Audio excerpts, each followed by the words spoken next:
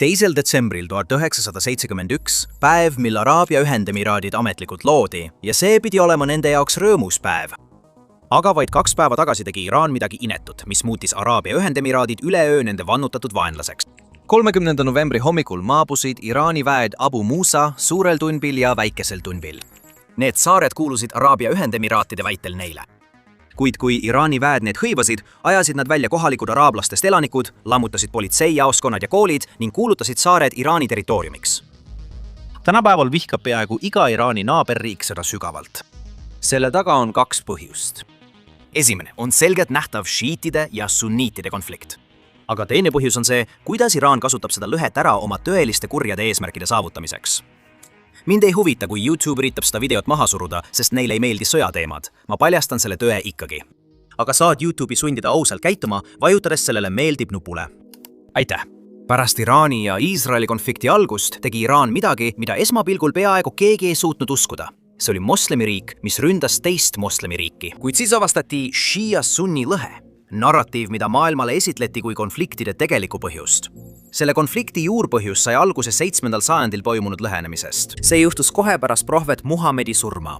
Tol ajal oli küsimus lihtne, kuid plahvatusohtlik. Kes peaks pärast teda juhtima moslemimaailma? Üks rühm uskus, et juhtimine peaks minema Ali ibn Abi Talibile, prohvet Muhamedi nõule ja väimehele, ning et ainult tema järeltulijatel on õigus juhtida. Sellest rühmast sai see, keda me nüüd nimetame šiiadeks. Kuid suur osa prohveti kaaslastest uskus, et vastus peitub nõupidamises. Nad väitsid, et moslemi kogukonna juhti, keda tuntakse kaliifina, tuleks valida ühiskonna kõige austatumate liikmete kokkuleppe kaudu. See ei peaks toimuma veresuguluse ega pärimise teel, vaid ühise otsuse kaudu. Seda protsessi järgides valiti Abu Bakr, üks prohveti lähimaid kaaslasi ja tema äi esimeseks kaliifiks. Need, kes selle otsuse vastu võtsid ja valitud juhtimise teed järgima hakkasid, said nendeks, keda me nüüd tunneme sunniitlike moslemitena. See üks lahkarvamus üle 1000 aasta tagasi pole kunagi tõeliselt lahendatud. Mitme sajandi jooksul jäi see peamiselt teoloogiliseks vaidluseks. Kuid 16. sajandil tegi Iraani Safaviidide dünastia teadliku otsuse kuulutada Iraan ametlikult šiitlikuks riigiks. Ja põhjus polnud ainult usuline, see oli strateegiline. Nad soovisid end poliitiliselt eraldada võimsast sunniitlikust Osmanite impeeriumist, mis asus kohe nende kõrval. Sellest hetkest alates lakkas usulahuline identiteet olemast vaid usu küsimus. Sellest sai riigijuhtimise ja poliitilise rivaalitsemise tööriist ning see dünaamika kestis peaaegu 500 aastat. Tänapäeval on umbes 85–90% maailma moslemitest sunniidid. Šiidid moodustavad kogu maailmas vaid 10–15%. Neil on selge enamus ainult Iraanis, Iraagis ja Aserbaidžaanis. Olulised šiidi vähemused eksisteerivad ka Liibanonis, Jeemenis, Bahreinis, Kuveidis, Saudi Araabias, Pakistanis ja Afganistanis.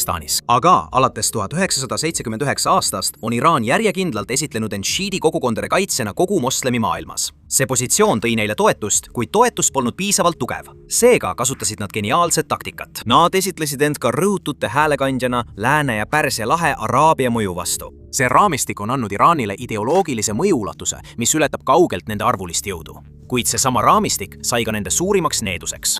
Oli 31. juuli 1987. Aastal Mekas toimunud hadži palverännaku ajal puhkesid kokkupõrked Iraani palverändurite ja Saudi Araabia julgeolekujõudude vahel. Selles hukkus üle 400 inimese. Kokkupõrked puhkesid siis, kui Iraani meeleavaldajad korraldasid hadži ajal loata proteste. Väidetavalt protestisid nad USA ja Iisraeli vastu. See viis rahutuste ja paanilise tunglemiseni. See juhtum mürgitas Saudi Araabia ja Iraani vahelised suhted. Iraanlased purustasid kättemaksuks Teheranis saatkonnad. Sellest sai üks tõsisemaid pingekoldeid 2 riigi vahel tol ajastul. Saudi Araabia ja Iraan ei ole vaid poliitilised rivaalid. Nad võistlevad millegi palju suurema nimel. Nad tahavad, et neid peetaks islamimaailma tõeliseks juhiks. Saudi Araabia kontrollib Mekkas ja Medinas asuvaid 2 püha mošeed, mis annab kuningriigile ainulaadse usulise autoriteedi sunniitliku moslemimaailma silmis. Nii et kui Iraan pärast 1979 aastat hakkas väitma, et esindab kogu ülemaailmset moslemi kogukonda, võttis Riad seda kui otsest väljakutset omaenda legitiimsusele. 2 riiki, 2 ideoloogiat. Mõlemad väidavad, et räägivad islami nimel. Kuid asi polnud ainult ideoloogias. Kui Iraan ja Irak. 1980-ndatel sõtta läksid, pumpas Saudi Araabia kümneid miljardeid dollareid Saddam Husseini sõjapingutustesse, just selleks, et takistada Iraani revolutsioonilise ideoloogia levikut Araabia maailma. Üks teguritest, mida Saudi araablased kõige rohkem kardavad, on see 10% elanikkonnast, tegur, mis määrab nende sisemise stabiilsuse. Saudi Araabias elab Shia vähemus, mis moodustab umbes 10–15% elanikkonnast. See on tugevalt koondunud idaprovintsi ja piirkondadesse nagu Qatif. Ja idaprovints ei ole lihtsalt suvaline piirkond. Seal asub enamik Saudi Araabia naftast. Riyad on juba ammu kahtlustanud, et Iraan mõjutab Shia kogukonda ja on toetanud rahutusi Qatifis ja ümbritsevates piirkondades, püüdes sisuliselt kuningriiki seestpoolt destabiliseerida. See kahtlus muutus avalikuks kriisiks 2016 aastal, kui Saudi Araabia hukkas tuntud Shia vaimuliku Namir an-Namiri. Pärast seda juhtumit tungisid Iraani meeleavaldajad Saudi Araabia saatkonda Teheranis ja ründasid seda. Saudi Araabia katkestas kõik diplomaatilised suhted ning mitmed selle liitlased tegid sama. 2 riiki ei taastanud ametlikke suhteid 7 aastat. Saudi Araabia pikaajaline hirm on seotud majandusega. Saudi Araabia kogu tulevik põhineb visioonil 2030. Ambitsioonikal plaanil muuta kuningriik ülemaailmseks investeerimis- ja turismikeskuseks ning vabaneda naftasõltuvusest. Aga see plaan töötab ainult stabiilses piirkonnas. Iraani rünnakuid Saudi Araabia energiarajatiste vastu, mis toimusid 2019. aastal ja uuesti 2026. aastal, nähakse Riyadis kui teadlikke katseid takistada Saudi Araabia majanduslikku ümberkujundamist enne selle õnnestumist. Kuid kõige rohkem kardab Saudi Araabia Iraani kuradit. Saudi Araabia ametnikud on seda selgelt öelnud, et kui Iraan saab tuumarelva, siis taotleb seda ka Saudi Araabia. Aastaks 2026 oli Iraan tõstnud oma uraani rikastamise peaaegu relvakõlblikule tasemele ning see areng on saanud Saudi Araabia kaitseotsuseid mõjutavaks kõige olulisemaks teguriks. Aga ootamatult tuli vahendaja, kes aitas Saudi Araabial ja Iraanil taas sõpradeks saada. 2023 aastal vahendas Hiina Pekingi kokkuleppe Saudi Araabia ja Iraani vahel, taastades diplomaatilised suhted pärast 7-aastast pausi. Ja 2025 aasta aprillis lendas Saudi Araabia kaitseminister Khalid bin Salman Teherani ja kohtus otse ülemjuhi Ali Khameneiga. Vähemalt pealtnäha tundus, et mõlemad pooled eelistasid juhitud rivaalitsemist avatud konfliktile. Kuid on oluline mõista, mida Iraan tegelikult Saudi Araabiast arvab, sest sellel rivaalitsemisel on 2 poolt. Iraani juhid ei pea enda agressoriks. Nad kujutavad Saudi Araabiat kui USA-ga liitunud monarhiat, mis on ajalooliselt toetanud äärmuslikke rühmitusi kogu piirkonnas ja on aktiivselt töötanud selle nimel, et Iraani ümber piirata. See vastastikune kahtlus, mis on mõlemal poolel sügavalt juurdunud, ongi täpselt see põhjus, miks diplomaatilised kokkulepped kipuvad lagunema. Ja just nii juhtuski. Pärast USA ja Iisraeli rünnakuid Iraani vastu 2026 aasta veebruaris vastas Iraan rakettide ja droonide tulistamisega otse Saudi Araabia linnade pihta, väites, et kuningriik hõlbustab lääne sõjalisi operatsioone piirkonnas. Kõik, mis oli Pekingi leppe kaudu uuesti üles ehitatud, varises peaaegu kohe kokku. Aga üks Iraani peavaenlastest on see, kes on valanud miljonite verd, mitte päevade või nädalate, vaid 8 aasta jooksul. Iraani-Iraagi sõda kestis 8 julma aastat. Sõda algas 1980 aastal ja tappis üle 1 miljoni inimese. Mõlemad pooled said meeletult kannatada. Vaatamata sellele ajaloole andis 2003 aastal toimunu Iraanile sisuliselt kõik, mida ta oleks kunagi lahinguväljal võita suutnud. Iraagi positsioon selles rivaalitsemises on erinev kõigist teistest piirkonna riikidest, sest Iraak ei ole lihtsalt naaber, kes kardab Iraani. See on riik, kuhu Iraan on kõige sügavamalt tunginud. Kui USA tungis Iraaki ja lammutas seal kehtinud võimustruktuuri, eemaldas ta ainsa jõu, mis oli hoidnud Iraani tema läänepiiril kontrolli all. Sellele järgnes see, mida Iraagi rahvusosad kirjeldavad kui hiilivat invasiooni. Mitte tankide ja sõdurite kaudu, vaid poliitika, raha, relvarühmituste ja religiooni kaudu. Aga mis teeb Iraagi olukorra tõeliselt keeruliseks, on see, et vastumeelsus Iraani mõju suhtes on olemas igas kogukonnas, mitte ainult ühes. Enne kui me sellest räägime, arvan ma, et on oluline üle vaadata, kuidas praegune Iraani sõda mõjutab meid ümbritsevat maailma. Kuld ja hõbe on viimase nädala jooksul alustanud tugevat hinnatõusu. Keskkonnas, kus nominaalne SKT kasvab jõudsalt. Prognoositakse tõusu 75%. 20 triljonilt dollarilt 2020 aastal 35 triljonile dollarile 2027 aastaks. Ning koos struktuurselt kõrgema umbes 4% inflatsiooniga toob Hartnet esile tugevad soodsad tingimused toorainetele, sealhulgas väärismetallidele. Seetõttu soovime teiega jagada üht täiesti uut ettevõtet, mille omanike huvide kooskõla väärib tähelepanu. Ligikaudu 30% ettevõttest kuulub juhatusele, juhtkonnale ja nende lähedastele. Veel 30% institutsionaalsetele investoritele. Kokku 60% on kindlates kätes, mis võib viidata usaldusele ettevõtte visiooni vastu. See on esimene kord, kui me seda kanalil tutvustame ning see on ka tänase video sponsor, Canadian Goldfields Discovery, sümboliga CGMXF. leiate selle valitud maaklerite juures, nagu Fidelity, Schwab, Interactive Brokers ja E-Trade. Minu arvates on omaenda taustauuringu tegemise ja Canadian Goldfields Discovery Corp uurimise võtmed keskendumine 4 põhiteemale. Valijate valdav ja kogenud juhtkond. Kullaprojekt tippjurisdiktsioonis, mida pole väga palju aastaid puuritud. Puurimiseks on luba olemas ja puurimistööd kohe algamas. Varajane faas, varajane etapp. 30% siseringi juhtkonna osalus ning 30% institutsionaalne osalus. Lude Ontario on esimese taseme jurisdiktsioon, kus on ajalooliselt toodetud üle 200 miljonit troiuntsi kulda sellistes piirkondades nagu Red Lake, Timmins, Hemlow ja Musselwhite. Canadian Goldfields Discovery'l pole võlgu. Neil on 4,5 miljonit Kanada dollarit sularahas. Load on olemas ja puurimisprogramm algab peagi. See on selle noore ettevõtte esimene puurimisprogramm ajaloos. Projekti pole puuritud kaasaegsete, süstemaatiliste ja koordineeritud meetoditega. Ajaloolised tööd vaid kriimustasid 14-kilomeetrise süsteemi pinda. See, mis kohe juhtuma hakkab, on esimene tõeline pilk sellele projektile. Alles eelmisel nädalal, kui naftahinnad langesid järsult, alustas laiapõhjaline kullakaevanduste sektor suurt tõusu. Seega tehke kodutööd Canadian Goldfields Discovery kohta, mille sümbol on CGMXF. Umbes 60% Iraagi elanikkonnast on šiidid. Nii paljudel poliitilistel parteidel ja relvastatud rühmitustel, kes praegu domineerivad Iraagi poliitikas, on otsesed rahalised ja organisatsioonilised sidemed Teherani ja Iraani revolutsioonilise kaardiväega. See annab Iraanile samaaegselt mõjuvõimu Iraagi välispoliitika, julgeolekuasutuste ja energeetikasektori üle. Selle mõju kõige nähtavamaks instrumendiks on rahvamobilisatsioonijõud ehk PMF. Need on peamiselt šiitlikest rühmitustest koosnevad relvarühmad, mis loodi algselt Islamiriigi vastu võitlemiseks.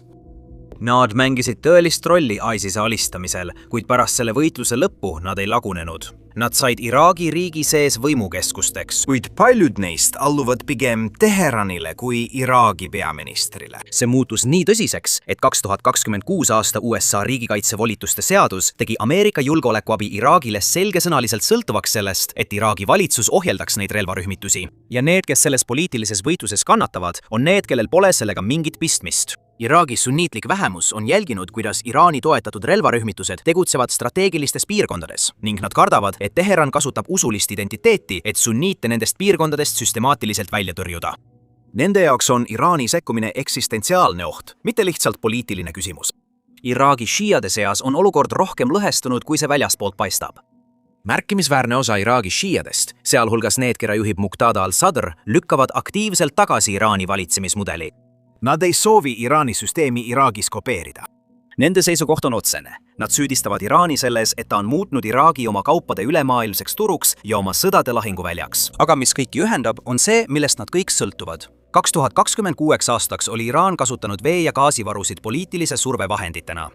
See oli korduvalt piiranud jõgede veevoolamist Iraagi territooriumile ja vähendanud gaasi eksporti, millest Iraak sõltus elektri tootmisel. Tulemuseks on olnud elektrikatkestused, veepuudus ja laialdased Iraani-vastased protestid Iraagi linnades. Võitlus olemasolevate vaenlastega on õigustatud, kuid kõige rumalam asi, mida riik teha saab, on muuta sõber vaenlaseks. Katari suhe Iraaniga on alati olnud erinev ülejäänud laheriikidest. Kui Saudi Araabia ja Araabia Ühendemiraadid suhtusid Teherani avaliku vainulikkusega, siis Katar valis teise tee. See püüdis jääda neutraalseks, hoida suhtluskanalid avatuna ja positsioneerida end vahendajana. Aastakümneid töötas see strateegia tegelikult hästi ning sellel oli väga praktiline põhjus. Katar ja Iraan jagavad maailmas suurimat avamere gaasivälja. Katar nimetab seda North Dome'iks, Iraan nimetab seda Satbarsiks.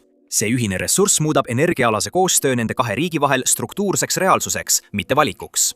Sa ei saa olla avalikus konfliktis riigiga, kellega pead jagama oma kõige väärtuslikumat vara. Ja see loogika pandi tõsiselt proovile 2017 aastal, kui Saudi Araabia, Araabia Ühendemiraadid, Bahrein ja Egiptus kehtestasid Katari suhtes täieliku blokaadi.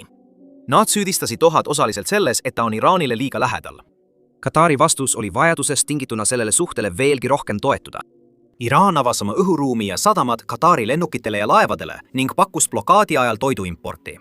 See andis Katarile tugeva praktilise põhjuse säilitada sidemed Teheraniga isegi pärast seda, kui blokaad 2021 aastal lõppes. Pärast kriisi hakkas Katar veelgi teadlikumalt vahendaja rolli täitma. Katar tervitas 2015 aasta Iraani tuumalepet, kutsus üles piirkondlikule dialoogile vastasseisu asemel ning säilitas toimivad diplomaatilised suhted Teheraniga ajal, mil kõik teised Pärsia lahe riigid liikusid vastupidises suunas. Katar uskus siiralt, et olles ainus riik, keda Iraan usaldas, andis see talle piirkonnas ainulaadse väärtuse. Kuid 2025 aastal purunes see usk. Iisraeli rünnak Iraani Lõuna-Batari gaasiväljale vallandas Iraani kättemaksuohu, mis ei teinud vahet vaenlaste ja neutraalsete osapoolte vahel. Katar, kes oli pikka aega teinud kõik, et vältida Iraani vaenlaseks sattumist, sattus siiski tulejoonele.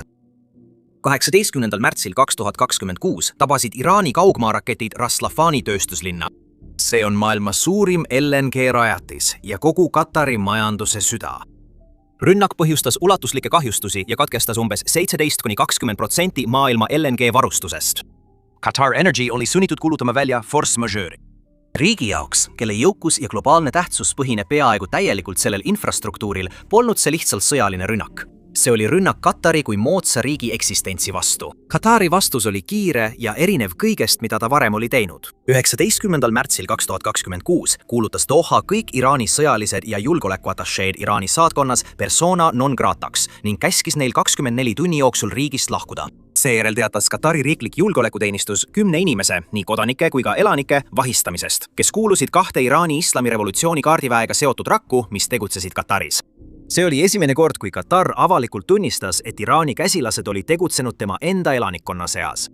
Katari peaminister ütles otse välja, et Iraani rünnakud lahe naabrite vastu olid ettekavatsetud ja süstemaatilised ning et need olid hävitanud selle, mida ta nimetas Katari diplomaatilise puutumatuse illusiooniks. Kuid Iraani kõige kummalisem vaen on riigiga, mida polnud veel olemas, kui see algas.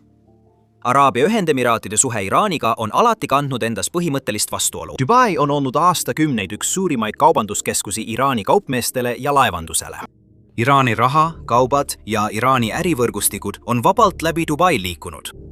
Kuid Abu Dhabi, mis kontrollib Araabia Ühendemiraatide julgeolekupoliitikat, on järjekindlalt pidanud Iraani otseseks strateegiliseks ohuks. See lõhe majandusliku reaalsuse ja julgeolekumure vahel on aastaid määranud Araabia Ühendemiraatide positsiooni. Kuid kogu selle poliitika all on territoriaalne haav, mis pole kunagi paranenud. 30. novembril 1971, vaid 2 päeva enne Araabia Ühendemiraatide ametliku riigiks kuulutamist, hõivasid Iraani mereväejõud 3 saart: Abu Musa, Suur Tumb ja Väike Tumb. Iraani väed ajasid kohaliku Araabia elanikkonna välja, lammutasid politseijaoskonnad ja koolid ning kuulutasid saared Iraani territooriumiks. Araabia Ühendemiraadid on aastakümneid püüdnud seda vaidlust viia rahvusvahelisse kohtusse. Iraan on iga kord keeldunud, nimetades saari oma territooriumi lahutamatuks osaks. Araabia Ühendemiraatide jaoks ei ole see ajalooline kõrvalmärkus. See on aktiivne, lahendamata okupatsioon. Lisaks saartele toetas Araabia Ühendemiraadid Iraani vastaseid sanktsioone, liitus Saudi Araabia juhitud koalitsiooniga Jeemenis Houthide vastu. See kulutas isegi miljardeid keerukatele õhutõrjesüsteemidele, mis olid spetsiaalselt ehitatud Iraani raketiohu tõrjumiseks. Houthide rünnakud Jeemenist olid eriti murettekitavad, sest need sihtisid otseselt transpordi- ja logistikavõrke, millele Araabia Ühendemiraatide majandus tugineb. 2026. aastal sai Araabia Ühendemiraatidest Pärsia lahe piirkonna enim sihikule võetud riik. Iraani rünnakud tabasid Burj Al Arabi, Dubai rahvusvahelist finantskeskust, Jabal Ali sadamat, Rua Ida rafineerimistehast ja Fushara naftakeemiakompleksi. Need ei olnud juhuslikud sihtmärgid. Need olid Araabia Ühendemiraatide kui ülemaailmse finants- ja kaubanduskeskuse identiteedi tugisambad. IRGC süüdistas Araabia Ühendemiraate otseselt USA sõjaliste operatsioonide hõlbustamises ja kasutas seda õigustusena. Seega lasi Araabia Ühendemiraadid käiku oma suurima relva. See ei tulistanud ainsatki kuuli, kuid tegi Iraanile palju suuremat kahju, kui Iraan kunagi Araabia Ühendemiraatidele tegi. 1. mail 2026 teatas Araabia Ühendemiraadid, et lahkub OPEC-ist. See oli otsene tulemus sõja mõjust nende energiastrateegiale. Araabia Ühendemiraatide otsus OPEC-ist lahkuda polnud ainult energiapoliitiline samm. See oli märk sellest, et sõda hakkas lõhestama üht maailma võimsaimat majandusliitu. Lühiajaliselt pole lahkumine palju muutnud. Sõda ise on juba kahju teinud. OPEC-i kogutoodang langes 2026 aasta märtsis 27% võrra, 20,79 miljoni barrelini päevas. Kui Hormuzi väin on surve all ja Araabia Ühendemiraatide infrastruktuur on rünnaku all, ei saa AÜE tootmist niikuinii oluliselt suurendada. See tähendab, et OPEC ei muuda praegu kellegi jaoks eriti midagi. Kuid pikaajaliselt, kui konflikt stabiliseerub, saab Araabia Ühendemiraadid toota ilma kvoodipiiranguteta ning nende eesmärk on suurendada tootmist 5 miljoni barrelini päevas. Kui see kogus piiranguteta turule jõuab, võib see üle ujutada maailma naftaturu, langetada nafta hinda ja õõnestada OPEC-i hinnakujundusvõimu, mida nad on aastakümneid hoidnud. Iraani jaoks on see stsenaarium tõeliselt kahjulik. Nende majandus on juba niigi tugeva surve all sanktsioonide ja sõjakulude tõttu.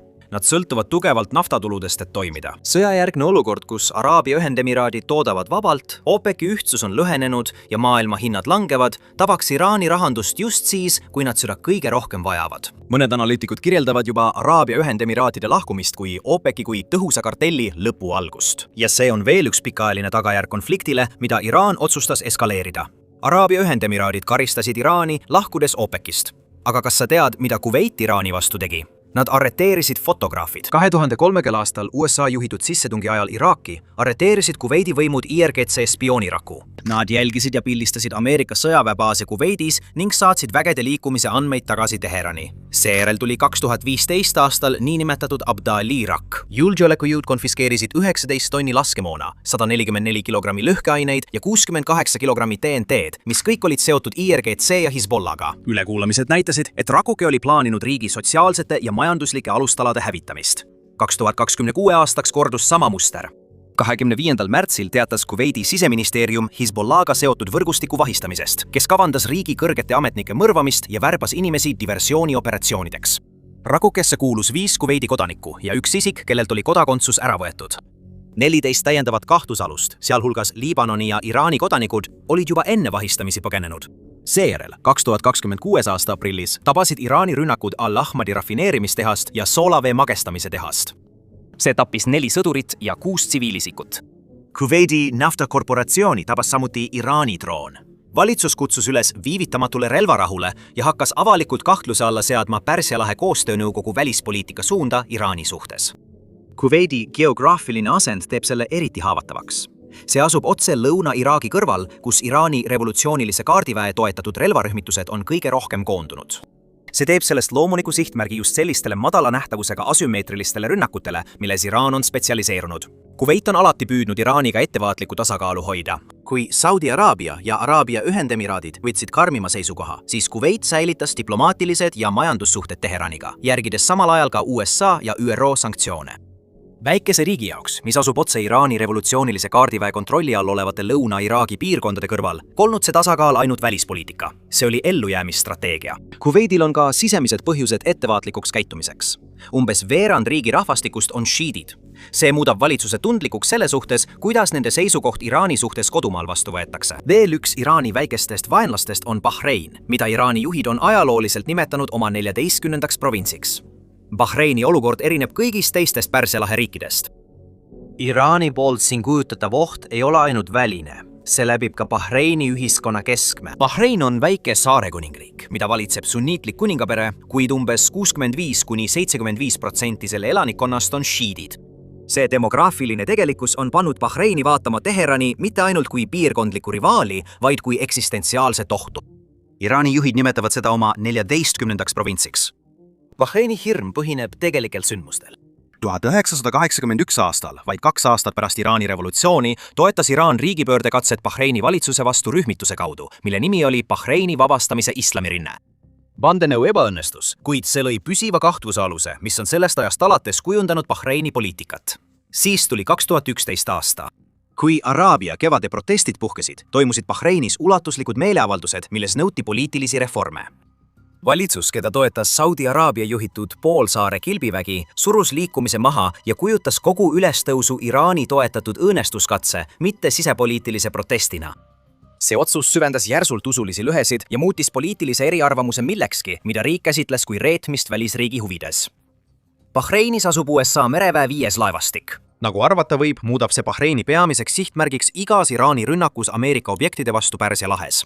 See ei ole teoreetiline mure. See mõjutab Bahreini julgeolekukaalutlusi iga päev. Ja now 2026. aastal said need hirmud reaalsuseks.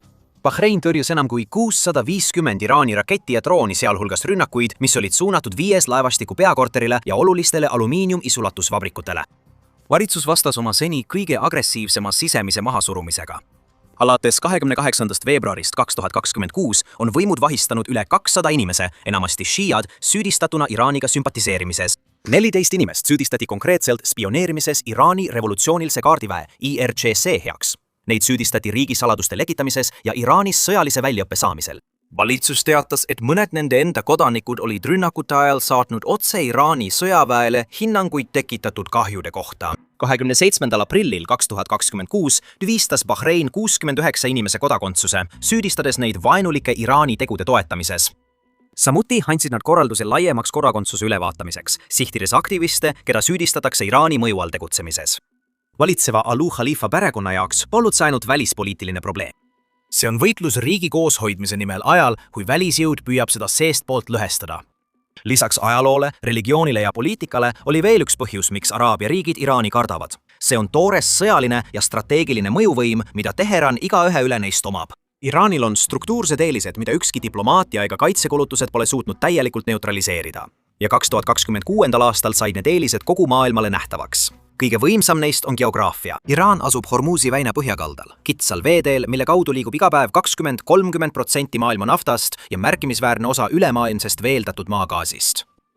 2026. aasta märtsis kehtestas Iraan de facto blokaadi, nõudes kõigilt laevadelt Iraani vetes loa saamist enne väinast häbimist. Enamik liikluses seiskus. Katari veeldatud maagaasi eksport jäi toppama ning Brenti toornafta hind tõusis peaaegu kohe üle $120 barreli kohta. Saudi Araabial ja Araabia Ühendemiraatidel on piiratud ümbersõidutorustikud, kuid sellistel riikidel nagu Kuveit ja Katar puudub tegelik alternatiivne marsruut. Iraanil ei olnud vaja tulistada ainsatki raketti, et põhjustada tõsist majanduslikku kahju. Piisas sellest, et ta kasutas ära oma geograafilist asukohta.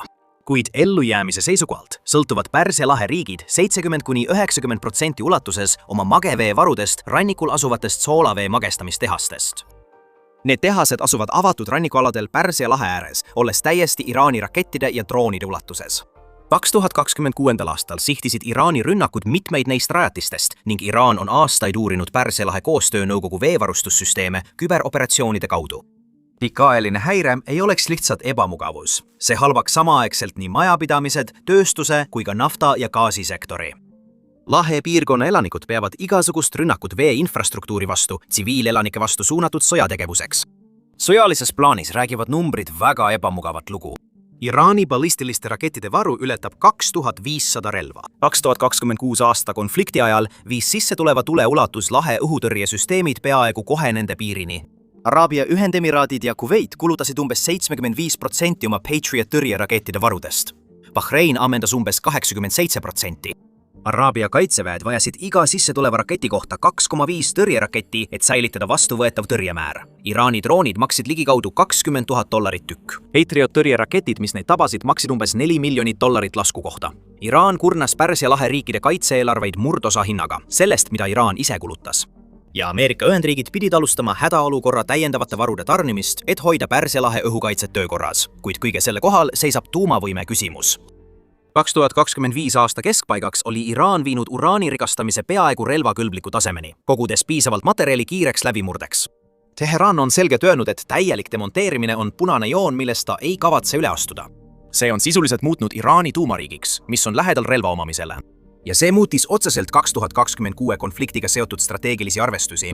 Ameerika Ühendriigid ja Iisrael loobusid täiemahulisest maapealsest sõjakampaaniast, andes Iraanile võimaluse jätkata kogu piirkonnas oma käsilaste kasutamise ja vastase kurnamise strateegiat. Teheran rajas ja rahastas kogu piirkonnas relvastatud käsilasrühmituste võrgustiku. Hezbollah Lebanonis, erinevad relvarühmitused Iraagis, mida tuntakse rahvamobilisatsioonijõududena, ning Houthi liikumine Jeemenis. Nende rühmituste kaudu sai Iraan võimaluse jõudu projitseerida kaugel väljaspool oma piire, survestada rivaalitsevaid valitsusi, häirida olulisi mereteid ja rünnata energiarajatisi. Samal ajal ametlikult otsest seotust eitades. Jordaania kuningas Abdullah Taene on nimetanud seda võrgustikku šiidi poolkuuks. Iraani mõjusfääri ühendatud kaar, mis ulatub Iraanist läbi Iraagi ja Süüria kuni Liibanoni ja Jeemenini. Lahe monarhiate jaoks on see kogu dünaamika kõige frustreerivam osa. Iraan on loonud positsiooni, kus ta saab kogu piirkonnas rünnata ja destabiliseerida. Samal ajal kui täiemahulise sõjalise vastuse hind tema vastu aina kasvab. Tema arsenal on hajutatud maal ja pidevalt täiendatud kodumaise tootmise kaudu. Lahe riigid on sunnitud reageerima, samal ajal kui Iraan kontrollib tempot. Kas USA ja Iisrael suudavad Iraani ohjeldada? Või kas Iraan üldse ellu jääb? Seda näitab ainult aeg.